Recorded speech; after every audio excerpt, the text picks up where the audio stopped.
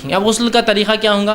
آپ حمام میں داخل ہوئے، چاہے پانی بکیٹ میں ہو، چاہے رننگ واٹر ہو، آپ کے شاور سے آتا ہو یا کوئی اور ذریعے سے آتا ہے. مختلف چیزیں آج کل ہوتی ہیں. شاور کے علاوہ بھی دیواروں میں سے پانی نکلتے ہیں آج کل، نیچے سے اوپر تک سسٹم ہوتا ہے اور پورے آنگ پہ پانی اڑتا ہے. آدمی کانچ کے ہوتے ہیں جنرلی، اندر چلا جاتا ہے اور اس میں سے پورے پانی نکلتے. بہرحال مختلف چیزیں اللہ نے دے رکھی ہے لوگوں کو، تو لوگ استعمال کرتے ہیں. بہرحال جو بھی ہو، آپ 3 بار وہ کریں گے. اپنی شرمگاہ یا جو وجہ بنی آپ کی غسل کی، وہ غلاظت کو آپ زائل کریں گے.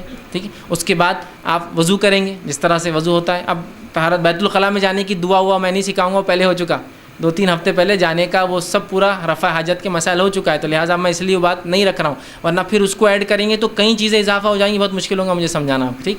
تو پھر آپ اندر چلے گئے، آپ نے جو وضو کیا جیسا وضو ہوتا ہے، ٹھیک ہے، چاہے تو پیر ساتھ دھو لے یا بعد میں آخر میں، تاکہ چھینٹے اڑنے کا ڈر ہے تو آخر میں دھو لے. ٹھیک ہے.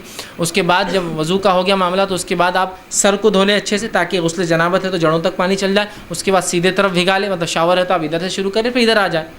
ٹھیک. مطلب سیدھے طرف پہلے وہ کر لیں تاکہ سنت بھی ادا ہوتی ہے، اور پانی گر رہا ہے تو ظاہر سی بات ہے کسی ایک طرف ڈالنا نہیں ہے، صرف ایک طرف ہونا ہے آپ کو. تو سیدھے طرف ہو جائے، الٹے طرف ہو جائے، اور پورے آنگ کو مل لے.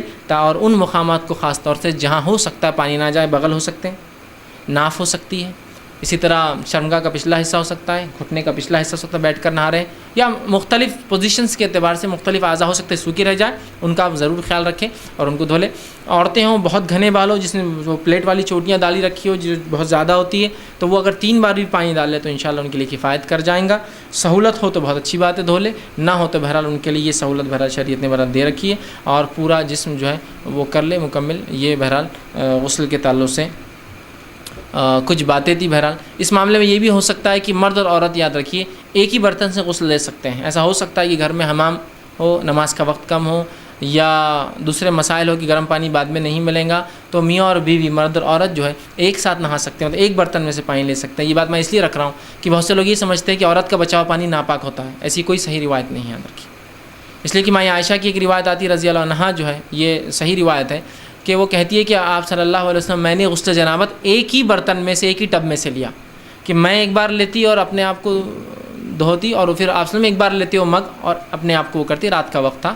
ٹھیک ہے. تو اس سے پتہ چلا کہ بیک وقت میاں بیوی نہا بھی سکتے ہیں، اور کامن پانی یوز کر رہے تھے دونوں، ایک ہی ٹب میں دونوں ہاتھ ڈال کر ایک ہی مگے سے دھو رہے تھے. مطلب ایک بار میں عائشہ لے کے اپنی باری کری تھی، ایک بار آپ سمجھ جیسا کہ وضو کرتے ہوتے ہیں 2 مرد اگر وضو کر رہے ہیں تو ایک کے بعد ایک کے، تو ویسا وہ دونوں مل کر شیئر کر رہے تھے. اس سے پتہ چلا کہ عورت کا بچا ہوا پانی ناپاک نہیں ہوتا، یہ عورت جس پانی میں ہاتھ ڈالے وہ ناپاک نہیں ہوتا ہے. اور دونوں بھی جنابت کی حالت میں تھے، مطلب میں عائشہ بھی ناپاک تھی اور وہ بھی تھے، لیکن دونوں نے پانی ہاتھ ڈال کر لیا. تو اس سے بات سمجھ میں آ رہی ہے کہ وہ بات درست نہیں ہے کہ عورت کا بچا ہوا پانی ناپاک نجس ہوتا ہے. بہت سے لوگ سوال کرتے ہیں کیا گھر میں عورتوں نے جو پانی استعمال کیا ہم کر سکتے ہیں؟ بالکل آپ کر سکتے ہیں، اس لیے کہ ویسے پانی کی قلت ہے، آپ بالکل یوز کر سکتے ہیں، کوئی مسئلہ نہیں. اس لیے کہ اس کے تعلق سے کوئی ممانعت کی کوئی روایت نہیں ہے، بلکہ یہاں تو صحیح روایت ہے کہ دونوں نے ایک ہی ٹب میں سے پانی لیا. وہ ہاتھ ڈالتی ایک بار اور وہ کہتی میں لیتی، پھر آپ ہاتھ ڈالتے اور آپ لیتے. تو بہرحال اس میں جو ہے کوئی مسئلہ نہیں ہے. ٹھیک ہے. تو یہ تھی چند باتیں غسل کے تعلق سے. مسئلہ بہت آسان تھا، بالکل ایک دم سمپل تھا، اور وضو کے مقابلے میں وضو سے بھی آسان نہیں ہے. تو وضو میں تو بہت چیزیں یاد رکھنا تھی، اس میں تو سب بھگا لینا ہے بس. ایک عام لحاظ سے اگر کوئی کہے کہ غسل کیسا ہو تو بس مکمل اپنے آپ کو بھگا لے، یہ غسل ہے. مکمل اپنے آپ کو بھگا لے، یہ غسل ہے. ٹھیک.